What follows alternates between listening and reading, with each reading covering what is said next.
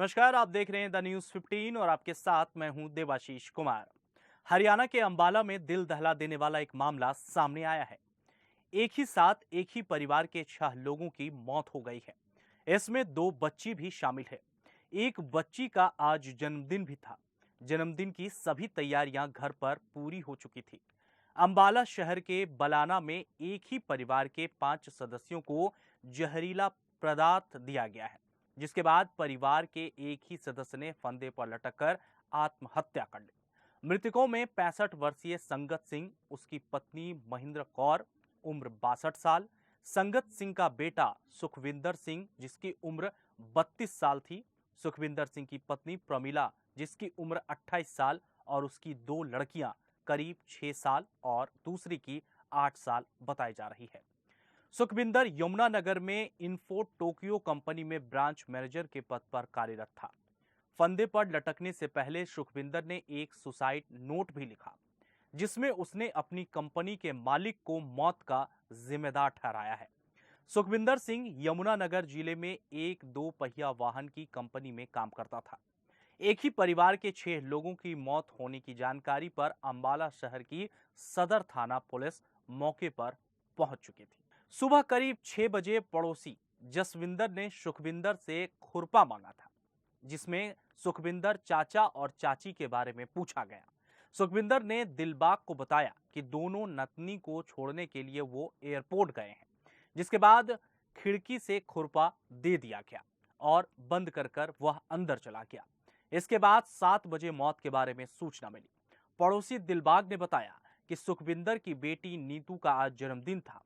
सुबह से सुखविंदर की बहन का फोन आया कि घर पर कोई कॉल रिसीव नहीं कर रहा है।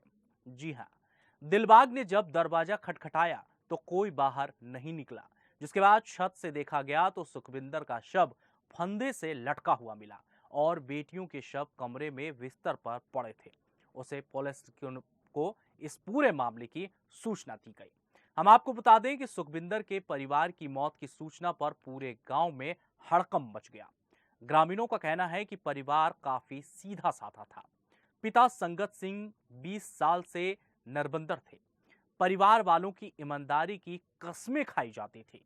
सुखविंदर ने कभी भी किसी के साथ गलत व्यवहार नहीं किया था।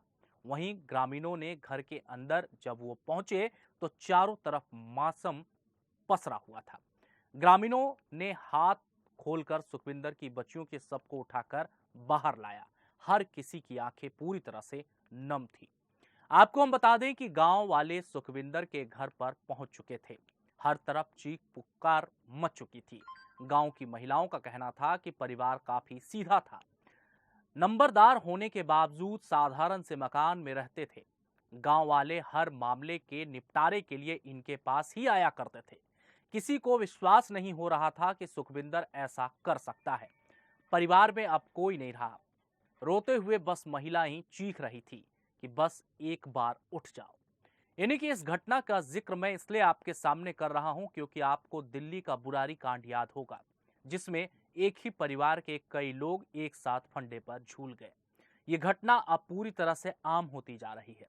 ये कहे कि आर्थिक तंगी या फिर किसी परेशानी की वजह से ना सिर्फ एक व्यक्ति मौत को गले लगाता है, बल्कि पूरा परिवार खत्म हो जाता है। ऐसी घटनाओं से हमें सीखने की भी जरूरत है। किसी भी विपदा में, किसी भी आपदा में हमें संयम नहीं खोना चाहिए। हमें धैर्य से काम लेना चाहिए, क्योंकि परिवार ही हमारा सब कुछ होता है। खबर बहुत दुखद है।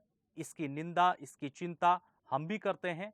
भगवान मृतकों की आत्मा को शांति प्रदान करें। लेकिन ये पूरा घटना ठीक दिल्ली के बुरारी कांड जैसा ही लग रहा है। हालांकि ये पूरा मामला इस वक्त जांच पर चल रहा है। हमें किसी तरह का सुझाव देने के लिए आप हमारे कमेंट बॉक्स में लिख सकते हैं। खबर कैसी लगी जरूर बताइएगा। मुझे दीजिए इजाजत। नमस्कार।